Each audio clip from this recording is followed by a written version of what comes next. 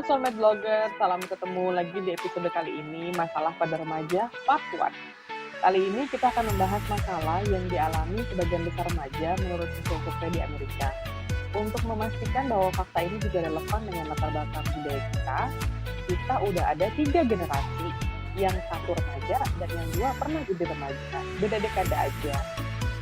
Kebetulan kami semua wanita, gender yang menurut survei juga dinyatakan lebih rentan terhadap banyak masalah di sebagai remaja gitu. Nah, kali ini sih memang cuma dibahas satu ya. Kalau Soulmate Blogger ada masalah remaja yang mau dibahas, silahkan menuliskannya di kolom komen. Tentu aja setelah like video dan subscribe channel ini gitu. Jangan lupa notifikasinya diaktifkan. Hari ini kita kedatangan tamu istimewa, yaitu yang masih menjadi remaja saat ini. Namanya Ikhna. Hai Ikhna, apa kabar? Halo, baik. Terus Mbak Kata. Nah, kamu ini masih remaja nih, hobinya apa, Nak? Aku sih biasanya hobinya nari sama gambar atau ngelukis. Kayak apa? Kamu udah ada nggak hasil portofolio terbaru gimana? Ada. Selama karantina ini sih aku gambar di kertas kecil-kecil gitu sih, yang kayak modelannya kayak gini. Gitu. Itu bagus banget. Rich banget ya. Iya, bagus. Yes. You're very talented, Ta. Ngeni. Nah. Yes. Thank you. Tante Rosa ini host kita juga. Ya, jadi Tante Rosa gimana, apa kabar Tante? Aku baiklah, sehat. Nah, gini Tan, kita langsung aja ya. Jadi dulu Tante kira-kira remaja tuh sekitar tahun berapa ya Tante? 80-an. 80-an? Naik 1980-an lah. Pokoknya sekitar 80. Kalau remaja tuh gini ya, Soulmate Blogger 9 sampai 19 karena semuanya teen, 13, 14, 15 sampai 19. Jadi itu kira-kira tahun 80-an ya kalau Tante Rosa ya. Kalau saya sih sekitar tahun 98 sampai 2000 awal-awal lah gitu. Sekitar 1 SMP sampai kuliah gitu. Kalau anak-anak sih nyebutnya, anak-anak sekarang ya nyebutnya bukan kelas 1 SMP tapi kelas 7. Yeah. Nah, kalau si Ikhna, kamu umur berapa, Nah? Aku umur 16 tahun sekarang, 2 SMA sekarang. Berarti 2 SMA ya. Kalau bahasa sekarang berarti kelas 11 ya, kelas Iya. 11. Nah, itu pas banget buat referensi ya. Kalau masalah yang selama di sekitar Ikhna sampai saat ini ya, masalah yang paling umum dihadapin itu apa sih ya? Kalau remaja itu? Kalau yang paling sering sih, ya majority sih pasti good grades ya. Semua orang struggle buat berlomba-lomba. Kita tuh kompetitif banget dalam menghadapi nilai-nilai gitu loh. Apalagi di generasi sekarang yang makin maju, pasti negara kan juga butuh seseorang yang jauh lebih upgrade lah istilahnya. Kita kan di samping zaman yang berkembang, pasti setiap generasi juga akan berkembang kan sendirinya. Maka dari itu kita tuh sangat kompetitif banget. Even dalam pertemanan pun kita istilahnya kayak sebuah kompetisi gitu loh.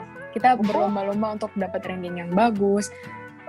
Bukan cuman orang yang eksis dong yang pengen dapat nilai bagus, tapi biasanya orang yang biasa-biasa pun juga mereka tuh struggle with it gitu loh. Berarti eksis sama cupu sama-sama struggling untuk nilai bagus ya? Oh iya, karena kan pasti ya kalau istilahnya balik ke diri sendiri. Kalau misalkan kita dapat nilai jelek, yang rugi kan kita. Dan untungnya apa juga kan kalau nilai kita jelek. Jadi kita juga mikirin orang tua kita yang udah biayain dan sebagainya. Terus kadang ada kan orang tua yang kalau misalkan anaknya dapet jelek, HP-nya disita lah, nggak boleh main lagi, harus berhenti nongkrong gitu kan. Bener banget. Itu tuh ya, motivasi nomor 1 kenapa harus dapat nilai bagus. Iya. Kalau Tante Rosa gimana Tan? Kalau Tata sih dulu memang ada pressure ya buat maksudnya nilai itu harus bagus gitu, tapi nggak terlalu berat juga sih kalau buat saya karena dari saya sendiri aku memang merasa bahwa dapat nilai bagus itu memang kebanggaan, misalnya kasarnya kayak kalau orang kerja tuh kayak gajinya kayak digaji gitu kesannya. Tapi yang bikin paling males itu kalau buat saya tuh pergaulan gitu. Takut banget ya namanya ditinggal temen, nggak punya temen, itu bener-bener takut gitu loh. Kalau dulu Tante gimana? Kalau di tempat saya waktu zaman saya dulu kalau pengen dapat nilai bagus ya belajar, kalau nggak kepengen ya nggak apa-apa juga gitu. Pressure-nya nggak ada sih, cuman biasanya begini nih, kalau sudah akhir tahun atau setengah semester gitu kan ada raport, masing-masing saling ditanya merahnya berapa tuh, terus antar antar orang tua ibu-ibu itu kan sambil saling ngobrol gitu. Tuh si itu tuh kan merahnya cuman satu. Iya gitu, tapi yang itu tuh biru semua, nilainya bagus-bagus lagi. Jadi cuman begitu aja sih, nggak ada yang namanya kompetisi antar kita tuh nggak ada sih. Tapi kita udah tahu siapa yang pinter, siapa yang bodoh tuh udah tahu sendiri. Jadi nggak ada ya, particular. Oh, nilai IPA-nya dia 100, nilai aku 85 gitu. Kalau aku pikir kayaknya kalau Ignas sampai gitu ya, Naya. Kalau zaman aku aja kayak gitu soalnya. Jadi bener. Aku 85, wah gitu. Jadi nilai raport itu udah bener-bener nggak diperhitungkan lagi, sampai kita udah sampai yang micro gitu kayak sampai detailnya ya juga kan? diperhatiin. Tugasnya dia dapat ini boy, tugasnya dia dapat itu gitu. Ya kalau kita kan berarti kan micro manage ya, jadi tugasnya bagusan mana gitu kan kasarannya gitu. Terus UTS-nya tuh per nilai gitu ya. Kalau nilai raport itu walaupun sama-sama, kalau kamu pakai A, B, C apa pakai angka sih, Nas? ABC sih, masih ABC. Kalau raport pakai ABC ya. Tapi dia juga ngasih tahu kayak rata-ratanya, tapi itu bakal itu ke A, misalkan 90 ke atas A, 85 ke atas B gitu. Oh gitu ya. Kalau aku dulu angka soalnya. Tante dulu angka juga kan ya, kalau merah-merah. Angka kelihatan banget. Iya. Oh kenapa cuma segini? Capek. Iya. Oh gitu ya. Kalau saya pas remaja dulu kebetulan nggak pernah memang istilahnya kami memang ngebanding-bandingin antar teman.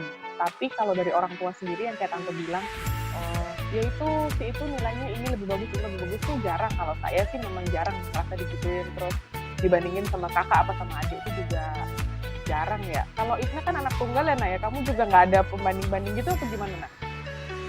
Iya, karena anak tunggal sih nggak ada sibling rivalry sih. Tapi kalau untuk compare gitu sih pasti masih ada, entah guru atau siapa gitu, pasti masih ada. Oh gitu ya. Terus kalau misalnya yang di compare tuh biasanya selain nilai gitu, penampilan segala, terus kayak kalau ini masalah saya sih ya. Pergaulan, Bo. Kalau nggak ngeksis itu nggak bisa gitu loh rasanya bergaul ya kan. Kalau waktu zaman Tante Rosa dulu eksis itu apa sih, kan? Definisi. Kalau eksis itu ya biasanya nih anaknya orang kaya gitu, keluarganya orang kaya gitu. Nah itu ya biasanya kan lebih dipandang. Kenapa? Karena orang tuanya ikut perkumpulan orang tua PPOM itu ya, ikut POM itu. Jadi kalau orang tuanya ikut POM, anaknya ikut populer juga gitu. Tapi juga untungnya mereka tuh juga pinter-pinter gitu. Untungnya. Cuma waktu dulu sih nggak ada pressure ya, nggak ada pressure untuk eksis gitu, nggak ada. Karena apa sih? Mau main juga oke, mau main kesana kesini juga boleh aja gitu. Hanya kadang-kadang kan teman-teman tante waktu itu kan ada yang terbuka buat orang-orang yang kurang mampu gitu, ada juga yang nggak mau bergaul gitu juga ada. Ya ampun, gitu. sama aja dari dulu ya sampai sekarang. You're not my level. Reasons. Yeah. Gitu kan masih ada ya? Yeah. Oh gitu, oke. Saya juga sih, Tan. Jadi memang orang kaya memang lebih gampang bergaul in a way ya. Maksudnya lebih jarang dibully secara sosial gitu loh. Memang. Tapi kalau kita orang yang biasa-biasa aja, kadang-kadang ya dibully dikit-dikit lah gitu. Cuman ya kadang-kadang tuh juga kalau masalah pergaulan tuh juga yang kamu bergaul sama siapa, terus cara kamu bergaul gimana, itu sebenarnya juga mempengaruhi keeksisan seseorang gitu. Jadi istilahnya kasarnya bukan penampilan doang gitu. Iya nggak, Nah? Gimana, Nah? Iya sih, menurutku mungkin orang-orang kan juga mikir eksis tuh ya yang kayak tadi Tante Rosa udah bilang, yang berasal dari keluarga kaya, terus yang mungkin gayanya tuh yang kayak borju-borju gitu, terus yang terkenal dan sebagainya kan. Tapi menurut aku eksis tuh bukan cuma sekedar dari physical appearance aja ya, bukan dari sekedar kayak orang tua lo kaya, lo keren dah gayanya lo gini, hype beast lah istilahnya ya kalau sekarang ya. Tapi menurut aku juga eksis tuh dalam akademis maupun non akademis juga. Jadi kita bukan cuma bisa bergaya, tapi untuk soal pelajaran, untuk soal otak kita berisi lah istilahnya gitu. Tuh menurut aku tuh baru eksis gitu. Tapi kayak ada manusia-manusia yang super sempurna gitu, udah cantik, kaya, keren, pinter lagi. Aduh, Itu idaman banget itu sih. idaman banget. Keren banget. Idaman. Iya. Ya, jadi sebenarnya kalau istilahnya berarti kalau bisa dipikir-pikir itu kita kayak anxious gitu ya kalau misalnya nilainya nggak bagus, kalau kita nggak ngeksis kayak gitu-gitu ya. Biasanya pressure untuk jadi ngeksis pernah nggak sih ditinggal teman gara-gara kita tuh literally benar-benar nggak fun dan complain gitu loh? Enggak. Kalau zaman saya nggak ada. Karena apa? Kita mainnya apa sih? Kalau kita mainnya sama-sama, Tata. Kalau kita kecil, itu kita main congklak juga bersama-sama. Main apa aja deh. Bersama-sama main kasih juga barengan gitu. So, kita sih secara kelompok gitu nggak ada bedanya. Ya kecil-kecil lah. Jadi waktu dulu, kalau dulu nih ya, zaman SMP, SMA gitu tuh biasa aja sih. Ada orang yang suka beraktivitas, yang eksis itu yang biasanya nakal-nakal gitu tuh malah eksis, suaranya louder gitu ya, suaranya lebih kenceng gitu tuh eksis itu mereka gitu, yang suka jahil gitu tuh lebih suka dipandang sama mereka-mereka gitu. Tapi pada okay gitu. Sebetulnya itu buat Tante Rosa waktu itu nggak merasa bahwa itu mengucilkan gitu nggak sih, karena saya punya klik sendiri gitu yang nyaman gitu. Oh iya sih, saya juga dulu gitu. Jadi kalau nakal semakin nakal itu semakin eksis memang. Jadi banyak orang yang memang on purpose nakal biar eksis. Nah, nakal itu macam-macam ya. Kalau ada yang emang nakal itu mulai dari emang suka ngusilin manusia lain ya kan. Ada lagi yang nakal itu bunking school gitu, maksudnya bolos. Pokoknya gue bolos karena gue keren gitu. Ada lagi yang nakal karena dia minum alkohol atau ya pergaulan-pergaulan lain yang lebih nggak sehat lagi gitu loh. Gitu. Kalau tapi waktu saya di SMA yang eksis itu adalah orang-orang yang pintar emang. Jadi kalau memang dia pintar, walaupun dia secara ekonomi itu nggak kurang gitu, tapi kalau dia pintar, dia bisa tuh menonjol. Jadi misalnya terus dia bisa engage di kegiatan sekolah gitu tuh juga. Misalnya pintarnya cuma pintar volley doang gitu, sekolahnya biasa-biasa, itu juga bisa eksis tuh. Oh iya, jadi pintar di olahraga di satu hal aja udah langsung bisa ya. Oh ya, cep banget itu, cep banget. Oh iya sih. Oh iya, makanya kalau di tempat saya tuh anak band. Di IKNA masih band nggak sih? Masih, tapi benar juga yang kayak Tante Rosa bilang. Kadang misalkan orang ini aktif di bidang non akademis, misalkan band, dia jadi vokalis band. Bisa aja dia jadi eksis. Misalkan kayak basket, juga dia jadi yang kayak paling spotlight gitu loh. Bisa jadi eksis gitu. Tapi di sekolah ada ekskul namanya ekskul gamelan ya. Itu kalau orangnya eksis banget tetap nggak ngeksis tuh kalau dari gamelan ya. Masa? Oh iya, karena kalau gamelan kan kurang keren. Ya, gamelan kan mainnya bareng-bareng gitu. Ya. Tapi secara grupnya itu dia eksis loh, karena dia bisa main lebih dari instrumen. Iya, betul. Iya. Tapi ya gitulah. Emang. Jadi kan kalau remaja itu ya Naya, kan memang punya kebutuhan untuk belong gitu, untuk gue itu anggota gitu ya, anggota gue tuh masuk ke gerombolannya si itu gitu ya kasarnya gitu. Jadi the need to belong. Nah, kalau menurut IKNA kira-kira gimana sih secara pribadi ya, kamu lebih suka sendirian aja gitu, atau kamu lebih suka punya kumpulan-kumpulan gitu?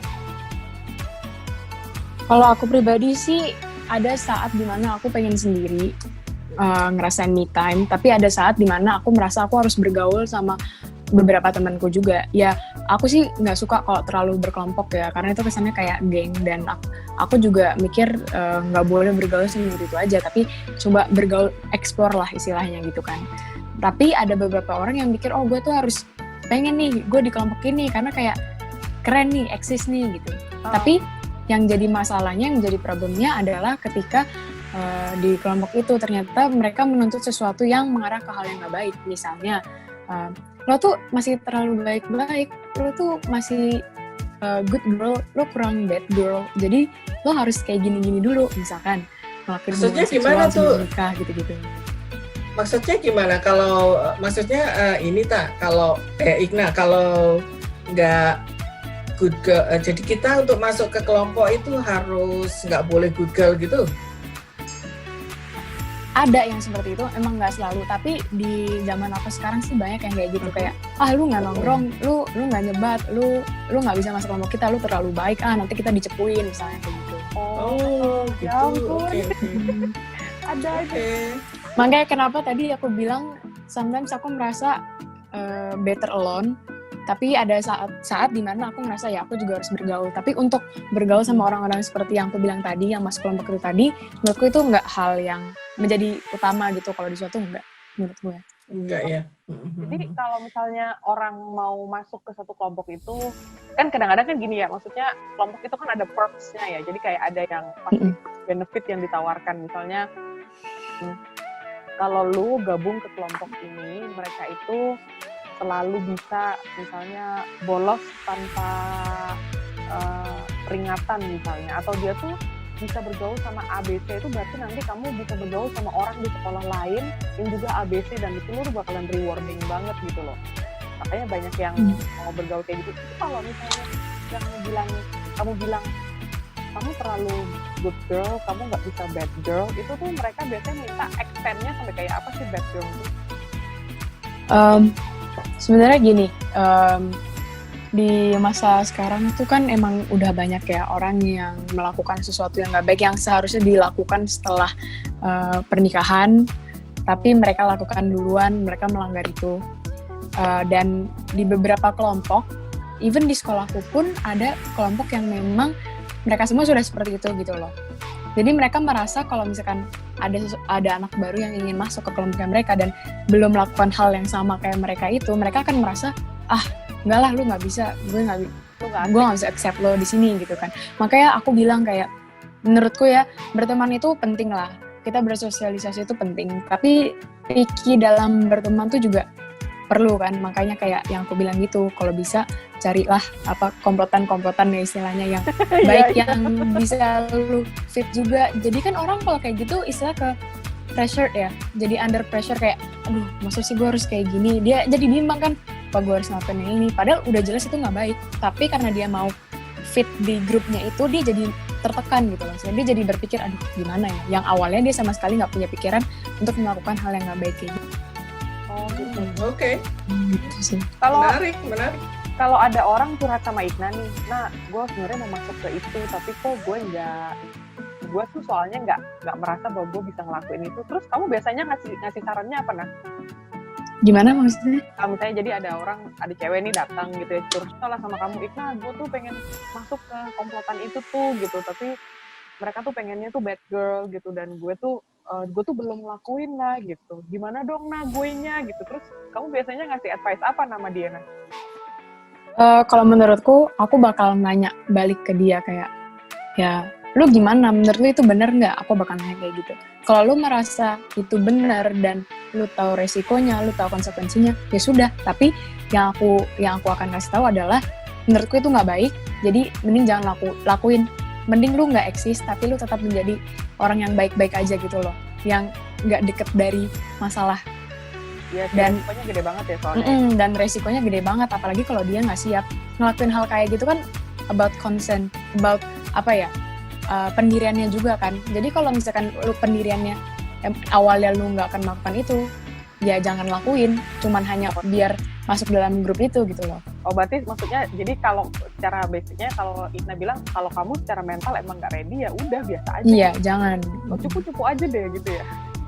Iya, itu walaupun soal lu, karena itu akan menjadi sebuah tekanan juga nanti ke depannya, masa gue harus gini, dan mereka di kelompok itu akan minta lebih gitu loh istilahnya.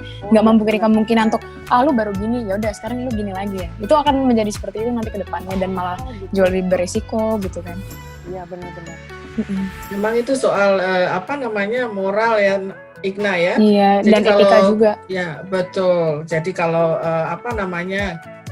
kita kalau sudah dididik di dalam lingkungan yang baik itu selalu punya guide pagar gitu loh. Kita punya satu nilai-nilai yang tertanam di kepala kita yang menjadi indikasi perilaku kita gitu. Kalau misalnya kayak gini nggak bagus, sudah diberitahu dari sejak awal bahwa perilaku seperti ini nggak bagus ya. Untuk melakukan itu pun selalu itu akan teringat-ingat terus gitu, ya nggak Nah? Iya, benar Tan. Oh gitu, iya sih, benar ya. Berarti memang prosesnya lumayan gitu ya, nggak main-main juga ya itu remaja-remaja zaman sekarang itu ya.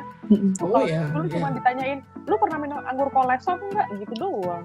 Terus saya bilang, ya paling kan bilang kalau minum kayak gitu kan cuma bilang saya biasanya minum di rumah aja sih, gitu 1 tetes 2 tetes aja sama es krim ya kan. Tapi kalau saya zaman dulu memang nggak ada kebetulan yang bilang sama saya, lo kalau mau gabung ke sini lo harus melakukan premarital sex kayak gitu, nggak ada sih memang. Tapi kalau alkohol iya emang gitu. Minumnya es teh doang, apaan nih gitu. Cuman pamer gitu kan biasanya. Iya. Cuman karena di rumah juga dulu kalau es krim, kalau puding, dessert itu kan juga pakai rem gitu. Jadi saya tuh ya udah kalau alkohol kan mahal, di rumah gratis, di luar bayar ya kan, ngapain gitu kan aku bayar. Jadi mendingan gratis aja di rumahnya chipsnya. Lah kan uang jajan cuma 1.000-2.000 rupiah zaman dulu mah, gitu. Tapi ya berarti lumayan ya. Tante dulu nggak ada requirement kayak gitu kan ya? Masuk ke kelompok. Saya nggak ngikut-ngikut soalnya, saya ngikut-ngikut orang-orang yang main aja di rumah gitu, sepedaan, main keluar gitu. Sehat. Tapi ada. Tapi bukannya nggak ada, kelompok-kelompok seperti itu tetap ada gitu. Yang kita dengar ya, gengnya itu udah ngeliatin film 3X gitu, yang kayak gitu-gitu ya waktu itu sih wow banget gitu. Udah gitu aja tuh wow banget gitu. Sesuatu yang masih Arno banget gitu. Iya bener-bener. Oh iya zaman dulu itu banget. Kalau sekarang kan udah di mana-mana, tinggal kita mau klik atau enggak gitu. Kalau dulu kita harus sewa DVD. Waktu itu belum ada DVD, bahkan pakai video player itu yang tape-nya gede itu. Kalau di zaman kalau kayak gini, masalah kayak gini ya zaman dulu itu big deal adalah watching the video gitu ya. Kalau zaman sekarang big deal adalah making the video. Itu kan keren banget ya. DIY semua, DIY. Parah banget sih. Cuman ya pergaulan. Oke Tan, jadi ini saya share ininya ya. Saya share info yang saya baru dapat, yang saya dapat dari hasil survei. Kayaknya matching sama yang ada kita obrolin ya. Yang kita obrolin Tan. Oke. Coba ya, bentar aku share.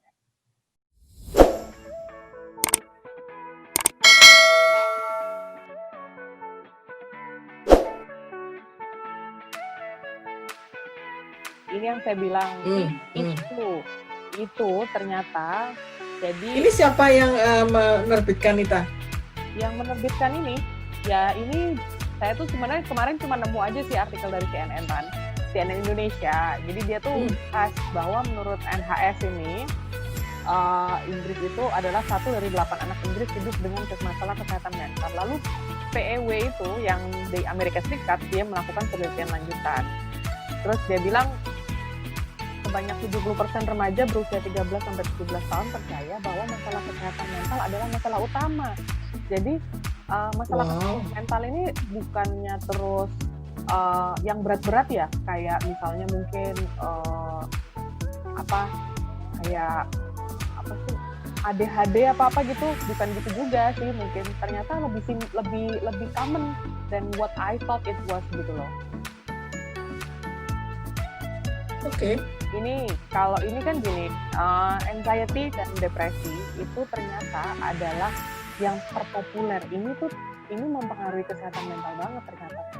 Jadi dari semua masalah remaja yang kita kira itu banyak dan sangat common di antara remaja, itu ternyata geng, teen pregnancy, poverty, drinking alcohol bahkan itu tuh nggak tinggi itu. Tapi yang namanya anxiety sama depression itu tinggi banget.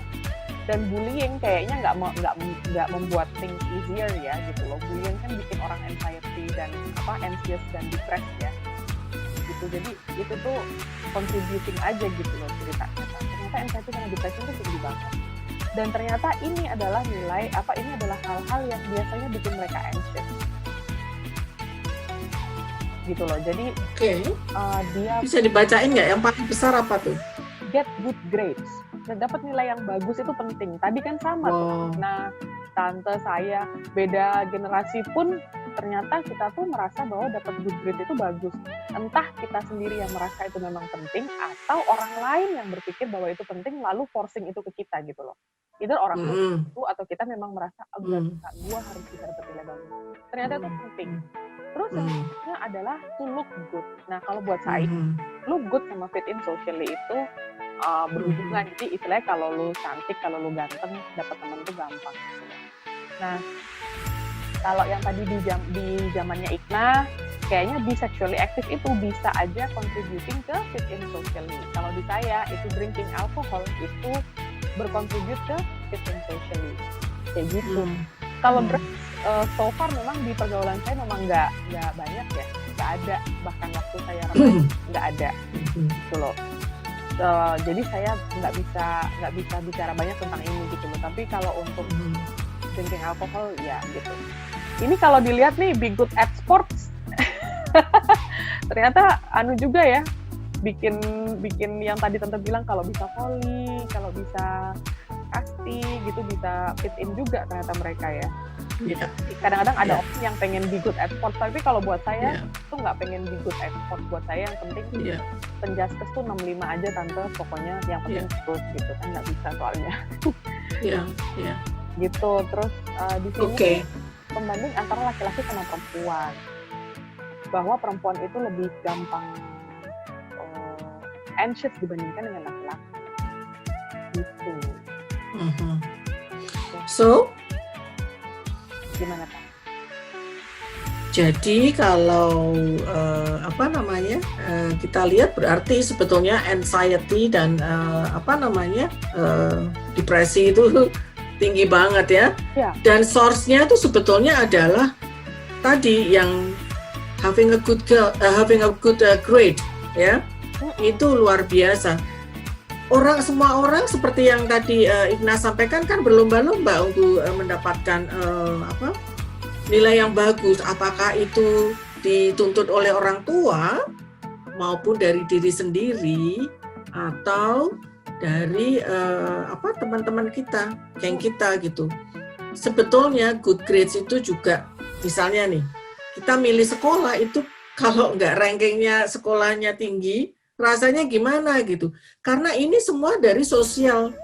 Jadi lingkungan sosial kita itu yang sebetulnya membuat pressure ke kita, ya, bahwa anak yang pintar itu punya nilai yang bagus itu mempunyai tingkat sosial yang lebih tinggi gitu loh. Dia dipandang oleh secara sosial gitu bahwa wow gitu ya kan.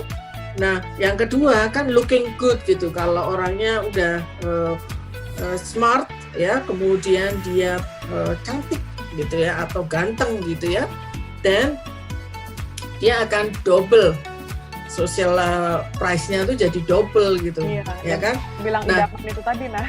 Ya, dan itu semua orang kemudian mencari, membuat itu menjadi role modelnya masing-masing kan. Nah, masalahnya sekarang kan gini, yang selalu kita dengarkan kan selalu, ayo harus jadi orang yang paling pintar, dapat nilainya yang bagus, nggak boleh ada salahnya gitu kan. Sekarang masalahnya tidak semua orang kan bisa pandai di dalam sekolah. Ada anak yang pandai banget di matematika, ada anak yang pandai banget di bahasa gitu kan, ya nggak, nah, ya kan? So kayak seperti itu, ada yang pandai banget di sport gitu kan. Sebetulnya kan tinggal melihat si orang itu, anak remaja tersebut tuh tahu nggak, dia ngerti nggak atau bisa menerima nggak bahwa saya itu paling bagusnya tuh di sini gitu. Nggak harus semuanya tuh bagus gitu, tapi bagus di sini aja itu udah menambah nilai untuk kepercayaan diri gitu loh. Seperti misalnya Ikna nih, dia bisa melukis gitu. Nggak semua orang loh bisa melukis sebagus Ikna loh, gitu kan? Gitu. Oh jadi ya kan? Kita harusnya nggak se-anxious itu gitu masalahnya, katanya maksudnya gitu ya? Masalahnya karena banyak remaja yang berpikir bahwa karena lingkungan sosialnya itu mengatakan bahwa harus mempunyai nilai yang bagus, maka dia harus berlomba-lomba gitu. Dia memaksakan dirinya gitu loh. Ya, apakah itu pressure-nya dari orang tua ya? Tapi secara sosial, media sosial juga selalu mengatakan bahwa orang yang pinter itu akan dipandang oleh masyarakat gitu. Ini kita buktikan aja. Ya, kita buktikan aja gelarnya berapa banyak itu orang yang punya gelar. Iya, ya. Maksudnya, aduh kacau kali itu.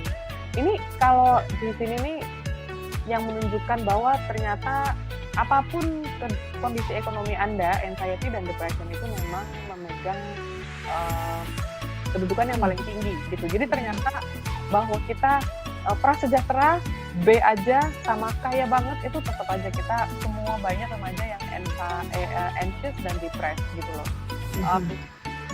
Biasanya kalau nggak terlalu kaya memang bullyingnya banyak ya, gitu banyak. Cuman gini-gini gitu-gitu, tapi ternyata orang kaya juga stres loh, bisa gitu ya Tania? Oh iya, nggak mengenal tingkat sosial ekonomi dia. Tapi saya mau jelasin ya sedikit aja. Gimana caranya kita tahu bahwa seseorang itu anxious atau depressed gitu. Kalau depresi itu pokoknya depresi doang. Kalau anxious itu dia mempunyai beberapa. Jadi orang yang ada kekhawatiran itu dia bisa karena misalnya jadi anxiety disorder itu bisa masuk seperti misalnya fobia itu masuk di dalam anxiety. Panic attack, segala panic disorder itu juga masuknya di anxiety. Tapi kalau yang namanya depresi ya depresi doang gitu. Oh, gitu. Nah,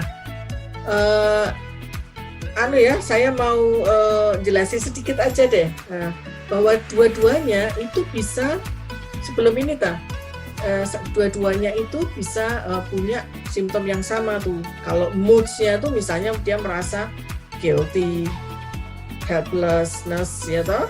Kemudian merasa tidak punya arti, tidak punya harga diri, nggak worth it gitu. Saya nggak punya nilai apa-apa di dunia, saya nggak pantas hidup gitu misalnya gitu ya.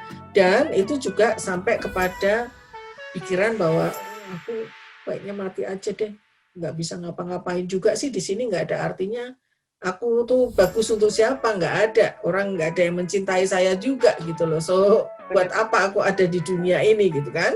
Nah, selain itu secara fisik itu kalau kita punya teman-teman nih kita harus aware ya, teman-teman kita yang sering merasa kelelahan ya toh, terus nggak bisa konsentrasi, kemudian khawatir gitu loh, jadi orangnya nggak bisa still gini, nggak bisa duduk manis gitu ibaratnya begitu. Tapi seperti orang yang aduh ada apa nih, sebentar lagi ada apa orangnya gitu ya. Nah, itu juga kita perlu temenin gitu loh. Terus kadang-kadang orang yang terus mengantuk di kelas, kenapa? Karena nggak bisa tidur gitu ya. Itu karena pikirannya macam-macam ya. Terus kalau depresi itu weight change. Misalnya anaknya yang tadinya gemuk bisa jadi kurus banget, atau yang kurus bisa jadi gemuk sekali, ya. Kemudian anaknya menjadi movingnya, bergeraknya itu nggak bisa aktif lagi. Ya itu biasanya kalau depresi seperti itu. Oke? Ya kalau depresi ya. Ya, jadi lebih severe gitu ya. Jadi seperti itu. So, gimana caranya mengurangi atau menjaga kita supaya nggak masuk di dalam anxiety itu? Ini sebetulnya karena kemarin saya ngobrol-ngobrol sama Tata. Sebetulnya karena pikiran kita nih. Ya, kita bisa mengalihkan anxiety itu karena pikiran itu berpengaruh pada perasaan kita, seperti yang di slide itu, ya kan? Nah, perasaan itu akan mempengaruhi bagaimana kita berperilaku juga, gitu. Jadi, kalau kita ingin memperbaiki moods kita supaya kita nggak terlalu khawatir, maka kita perlu mengevaluasi bagaimana sih cara punya pikiran yang yang tadinya kita bilang misalnya nih minum itu boleh kok gitu loh, nggak ada yang melarang karena minum itu adalah salah satu cara saya untuk membuat saya happy gitu kan. Nah itu pikiran kita, maka setiap kali dia nggak happy dia akan minum, perilakunya adalah minum gitu kan. Nah kalau supaya kita nggak punya anxiety, ini salah satu caranya ya. Kalau supaya kita nggak punya anxiety ya kita evaluasi tuh. Apakah betul minum itu baik? Apakah betul minum itu satu-satunya cara buat kita merasa happy gitu kan? Iya. Sehingga nanti feelings-nya juga jadi bisa berubah, behavior-nya juga berubah. Tapi ini topik yang dalam banget kita. Nggak bisa satu kali diomongin gitu. Yes, ya gitu. But anxiety and depression is anxiety dan depresi itu memang yes, itu memang masalah yang besar sekali di teenager. Dan jangan lupa ya, itu juga sumber yang paling besar untuk anak-anak remaja itu merasa bahwa nggak ada way out lagi dan akhirnya berpikir kepada suicide itu. So saya pengen dengar nih dari Igna juga, apa menurut kamu pesan yang ini nih bisa disampaikan tuh? Gitu nggak Ta? Bagus kan?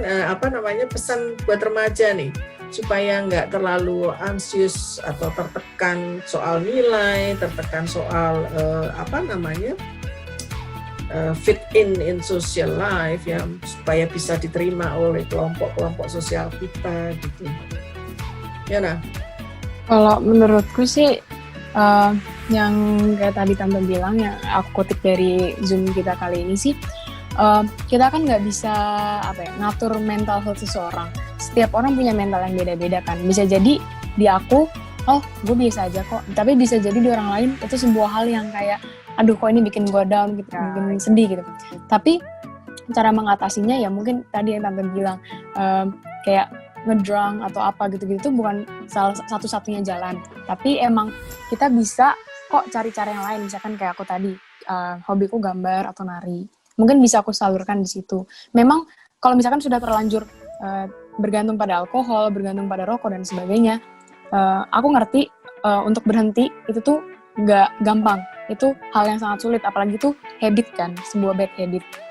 Maka dari itu, orang yang kayak gitu memang harus dituntun, bukan dari dirinya sendiri, tapi juga dari sekitar gitu loh, yang harus suportif juga. Kadang orang kayak gitu tuh butuh support, memang butuh perhatian, memang butuh istilahnya selalu didampingin lah pelan-pelan. Jangan kita kayak, udah lu harus berhenti, bener-bener harus berhenti, nggak bisa orang kayak gitu kan.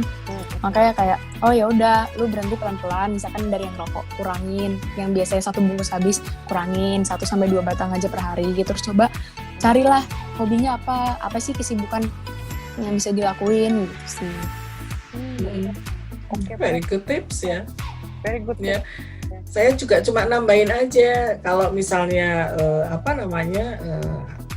teman-teman remaja kalau mempunyai masalah yang misalnya nggak bisa diselesaikan sendiri itu jangan sungkan-sungkan untuk mencari bantuan gitu.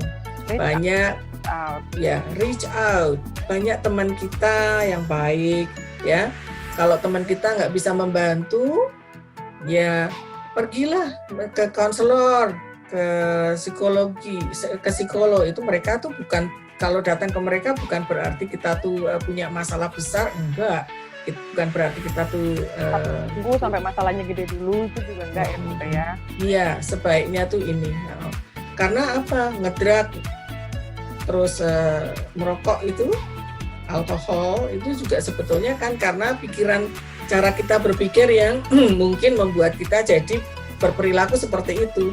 Apa yang disampaikan oleh Igna tadi, menyalurkan kepada hobi kita itu adalah cara kita merubah perilaku kita tuh, ya kan? Supaya kita berpikirnya menjadi lebih baik, supaya kita punya perasaan yang lebih bagus. Tadi kan diagramnya itu, gitu. Gitu ta. Wah, asik ya, enriching banget ya session kali ini. Wah, aku seneng banget. Oke, terima kasih ibu-ibu waktunya. Ya, Soulmate Blogger. Terima kasih. Itu sih sesi kita hari ini. Jangan lupa di komen, di like, di subscribe, dinyalain notification-nya ya. Sampai ketemu lagi di sesi yang berikutnya. Dadah. Dadah, makasih.